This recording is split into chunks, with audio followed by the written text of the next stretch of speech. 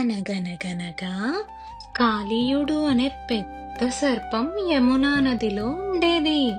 ఒకసారి కృష్ణయ్య తన స్నేహితులతో కలిసి నది దగ్గర ఆడుకుంటున్నాడు.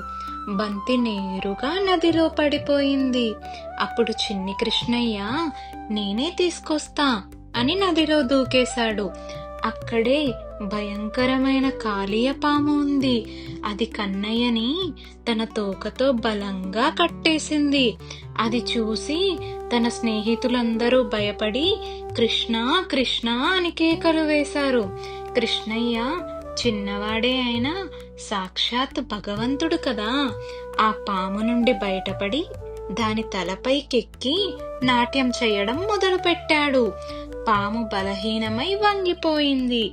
చివరికి పాము భార్యలు వచ్చి దయచేసి వదిలేయండి ప్రభు అని వేడుకున్నారు. కృష్ణయ్య చిరునవ్వు చిందించి పాముని క్షమించాడు. కాని ఒక షరత్తు పెట్టాడు, ఇకపై ఈ యమునా నదిలో ఉండకూడదు అని. అప్పటి నుంచి యమునా నది మళ్ళీ పవిత్రమైపోయింది.